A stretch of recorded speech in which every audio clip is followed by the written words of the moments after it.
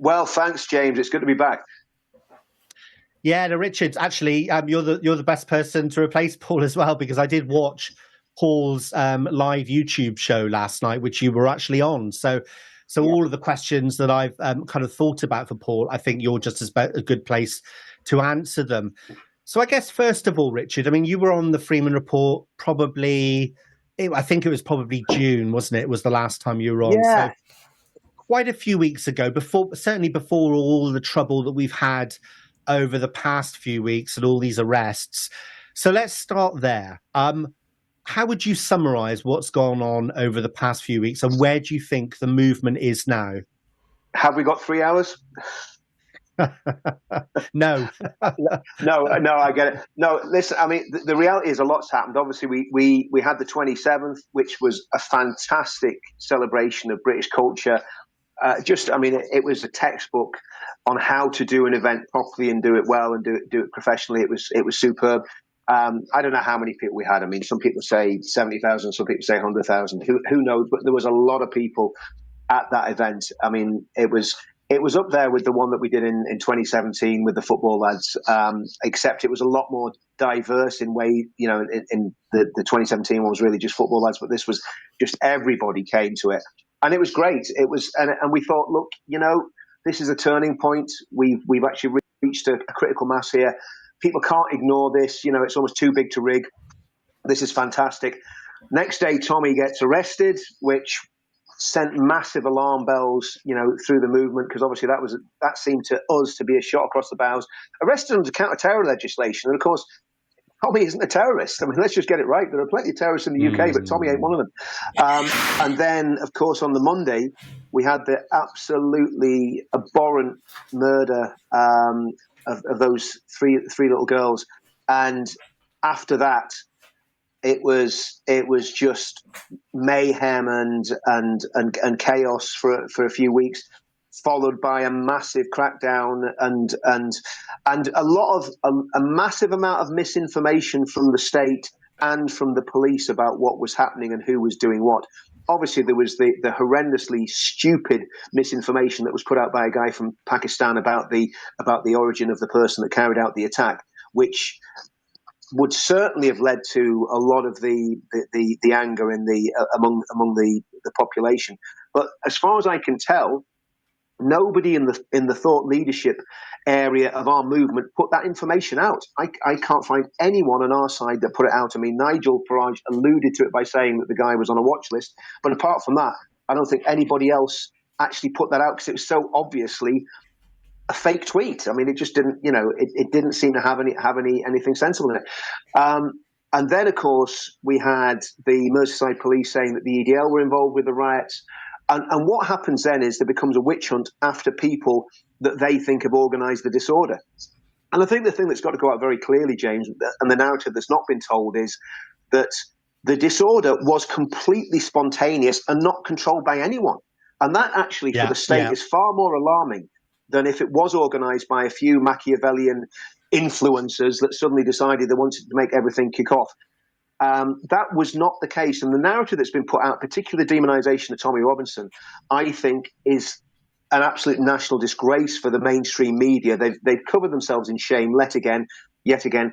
They've published things that are completely untrue and actually put a lot of people in real danger, not just from the state arresting them and persecuting them, but also from far left activists and any, you know, sort of jihadists that think, well, these guys are fair game now. They organise this. Let's go and have a pop at them. So I think what's happened is the state and the mainstream media have taken an outburst of spontaneous anger, and let's get it right.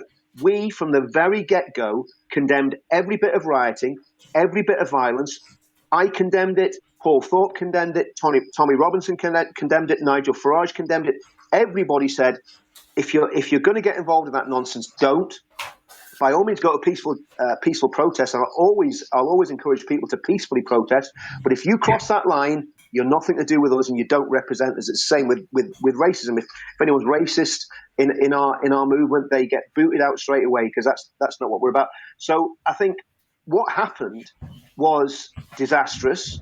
I think the way that the state and the media manipulated it, including people, let's call them out, including people like Piers Morgan, it was manipulated. It was the rhetoric was ramped up. We had Hope Not Hate putting out a tweet saying that a woman had been acid attacked in Middlesbrough. Now, that man has not been called to account for that yet. He should be called to account. He should be arrested, and he should be questioned at least about why he put that information out, which was without a doubt designed to incite hatred. And then, of course, we had the situation with after the event with people getting arrested and imprisoned for long periods of time for doing nothing more than putting silly tweets or silly Facebook posts out. Which, these people were not big influencers. People who have been put in prison are not big names in the movement. I've never even heard of any of the people that got put in prison for doing Facebook posts or tweets. Yeah, exactly. I mean, I agree with that synopsis that you've given there. I guess the way that I would put it is the state has done a proper job on the movement, hasn't it? They've tried to, but I think they'll fail. And my point was, during all this, obviously quite understandably, a lot of people were like, well, we're not going to do videos, we're not going to do this because we don't know what the line is. And I said, you know what, I'm going to do twice as many videos, because the reality is, if they're going to come for you, they're going to come for you anyway. So don't lose your nerve. Keep calling for calm. Keep putting out our narrative. Keep telling people what we're about. Keep encouraging people that this isn't the end of the world, that we can get through this. And keep calm and carry on. Basically, that was kind of my take on the thing. And I think now we're in a situation where we're a month and a half are we after the riots? No, just over a month after the riots. Yeah. I think things have settled down.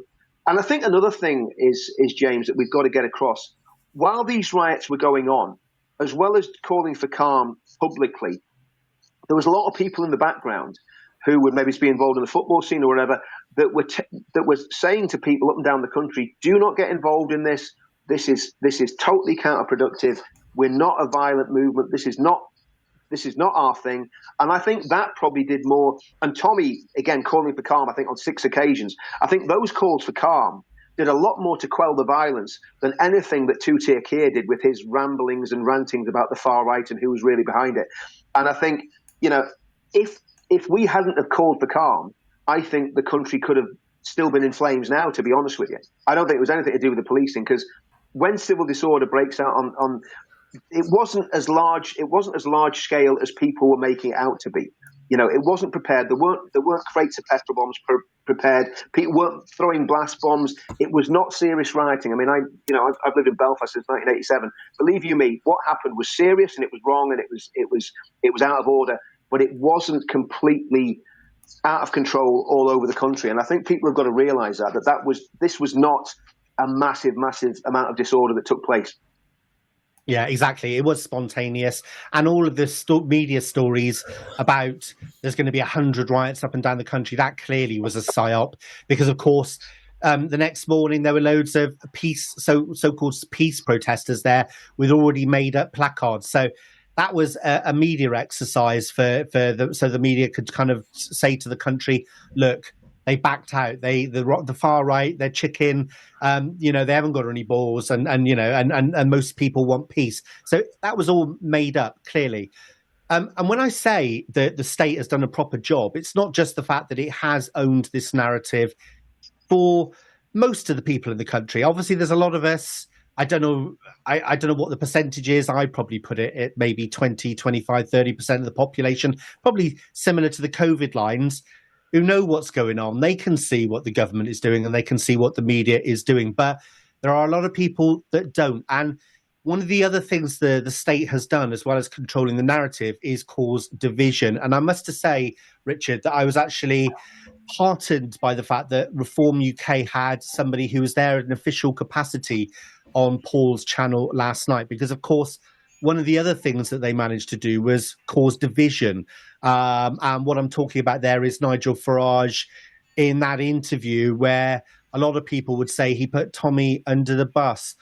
What is going on there is, because I hope those wounds can be mended, because I think for people like me, I can see that the reason that Reform got 4.1 million votes, as well as reaching out to the country and doing all of that is because of people like Tommy Robinson telling his followers to vote for reform. So what's the situation now between, I guess, Tommy's crowd and the reform gang?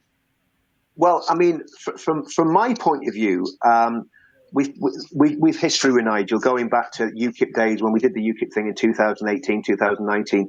Nigel wasn't happy with that. He called us, tattooed, balding thugs. Well, I might be a balding thug, but I don't have any tattoos. He insulted basically his base, and he did exactly the same again with Tommy. Now we're almost like a spurned lover that's in an abusive relationship. It doesn't matter how much Nigel kicks because we always come back for more. But I think, look, here's the thing about Tommy, right? Tommy is one of the most magnanimous and gracious people you'll actually meet, right? It'd be very difficult to fall out with Tommy. And the reality is, if Nigel came to us and said, you know what, guys, I've got it wrong. We need to welcome the British working class into the fold of reform. We can't just do it with our little elitist club. We need to get you guys in. I think there would be a positive response. There are still issues. With Nigel.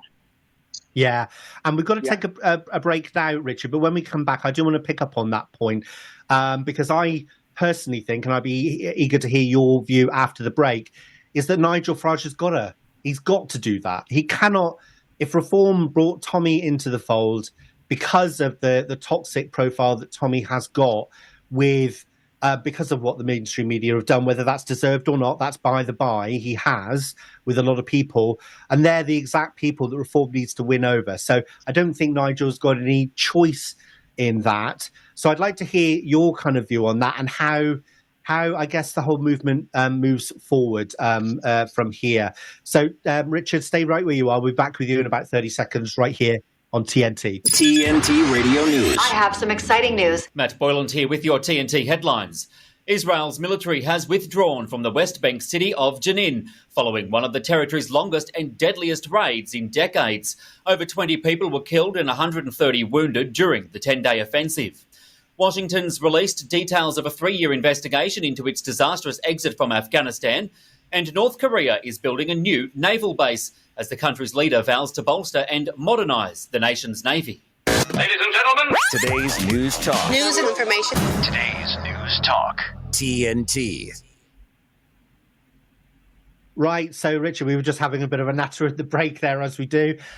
So yeah, I mean, look, I was really heartened to see an official person from Reform on Paul Thorpe's show with you last night on YouTube, because I think, after Nigel came out and named Tommy specifically and he did kind of throw him under a bus. I was just like, because look, I think Tommy has, like I said, whether it's deserved or not, it doesn't matter. He has got a toxic profile with a large proportion of the British public, which Reform have got to win over. So I'm not surprised that Nigel will not sort of bring Tommy into the fold of Reform. I'm not surprised. I think that's a wise move, given that the fact that the voters they've got to win over. But are those relationships, do you think, mended now going forward? I don't think they're mended yet. I think there's a way to go because again, it's a trust issue, and I think that's important. I think probably what we've got to do is look at the movement, what I call the centre-right movement. I suppose Civ Nats is probably the best way of describing it. I think we all kind of agree on the same sort of things. So at the minute, who have you got in play? You've got UKIP, you've got some of the smaller parties who would all be on the same page politically as Reform. But I think at the minute, it's probably good that everything grows independently just for now until it all shakes out and we see exactly what Reform really is. And if Reform can graciously hold out the right hand of fellowship to us, then, I'm sure that would be reciprocated. But the reality is we've kind of, let's say we're almost the spurned lover that's going to Reform and saying, well, look, guys, we're ready to stand with you guys if you're ready to stand with us. And the reality is, like you say, there was a lot of votes probably came Nigel's way because of what we did, what we've been doing in the movement, not just on the 1st of June, but really for the past 7 or 8 years since the UKIP days. And of course, UKIP's still in play as well. It's got a new leader, Calvin Robinson is a spokesman for them. We've got Nick, is the new leader of UKIP, who's very, very feisty guy, very vocal, very articulate. So again, they're not necessarily out of the game either. So I think it's always good to have a few options. And then there's another initiative we're working on, which we will be launching hopefully around the 26th, which is called the Pledge. I'm not going to go into too much detail, but it's basically a set of principles that everybody on the centre-right can sign up to. And the idea is to really create something that ideologically no right-thinking person could not sign up to, if you get what I'm saying. So that's another initiative that's going on. So I think there's a lot of balls in the air. There's a lot of plates spinning, and we're not at the end of saying, okay, we're going to nail our colours to the Reform mast or the UKIP mast or any of the other centre-right organisations or parties. I think we've got to say, okay, let's just take our time. We rushed in with UKIP in 2018, and I think it was probably the right thing to do at the time, but for a lot of reasons it didn't work out. So what we're really trying to do is have our movement as an independent movement that isn't tied to any political party at the minute, that can say, okay, well, if you believe in these principles in the pledge, then we will certainly put our hand to the plough and give you conditional support. But if you deviate from those principles, then we won't give you our support. And that's the direction of travel we're going in at the moment. Yeah, and I think that is the right way forward, Richard. Question on Tommy. Tommy's been on this show many, many times. I think he was first on the show probably back as far as Christmas.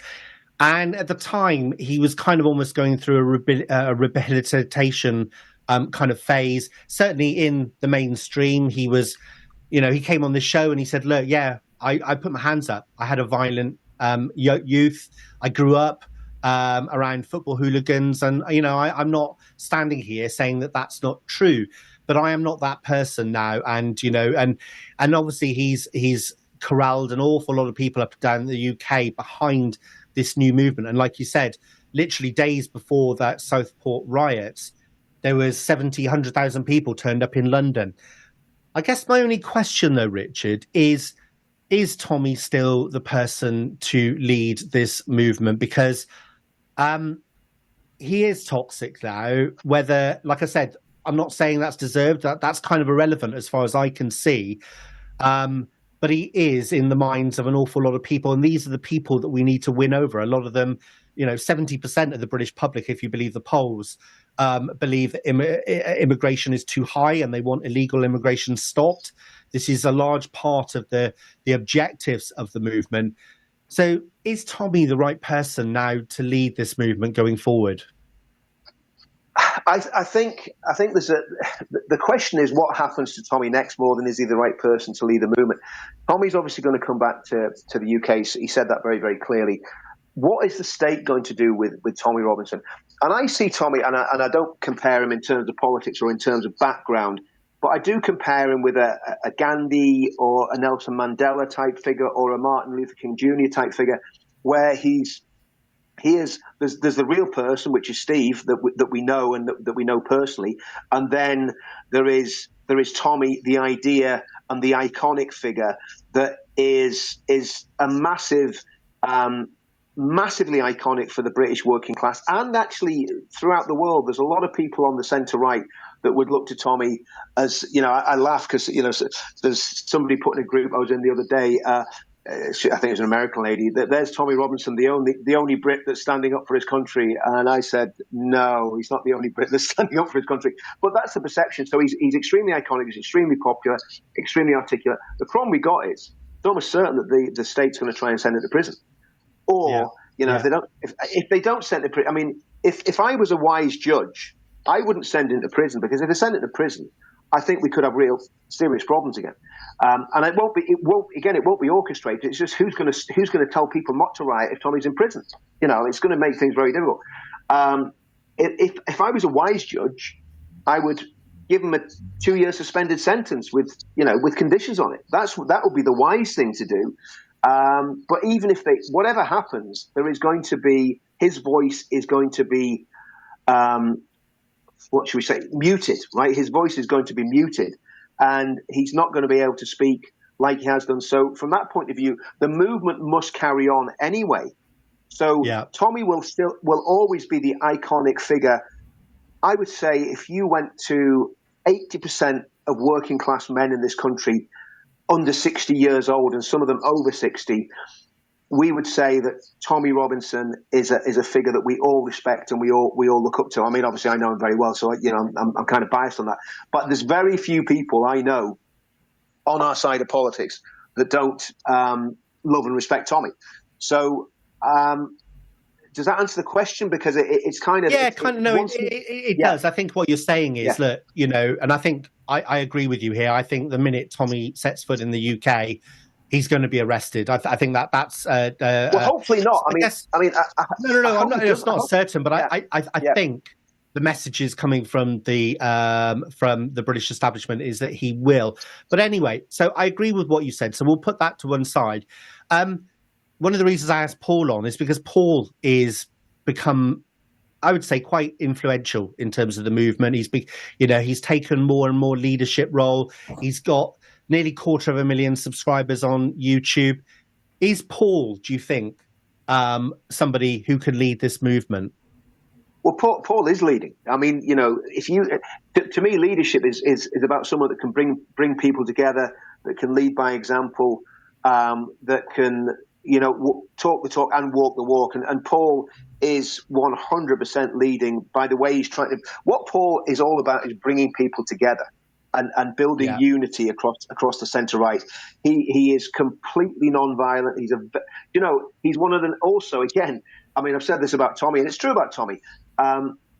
Both Paul and Tommy, two of the nicest people you'll meet. There are plenty of rotters in this movement that you wouldn't want to spend a lot of time around. But both Paul and Tommy are really nice people off the camera as they are on the camera. It's like I said the other day, I said, Paul's an agreeable person. I'm probably a disagreeable person. But, the reality is that Paul's a nice guy and he can win people over. And he treats his viewer base on the channel as almost as a family. So he's definitely taken up a leadership position. Yeah, brilliant. Because I've got a lot of time for Paul. The other thing with Paul is like you said, he's got his public persona, his public profile is clean, totally untouched. I think most people probably don't even know who he is, the kind of people that we need to bring into this movement. And also he has contacts with organisations like Together, which is an important political lobbying group for the UK. So I will have to get Paul on here to see what he thinks about this and think. But I do think Paul would be a fantastic leader of the movement going forward. Richard, listen, thank you so much, because we did get you on last minute. So thank you so much for jumping in last minute. Richard, Iman, ladies and gentlemen, please do come back on the Freeman Report again soon. Thanks very much, Paul, James. See you soon. Cheers, Richard. Thank you. Right, we're going to take a short break now. And when we come back, we're going to be talking all about critical race theory being taught in Scottish schools. I'm going to be joined by Dr. Stuart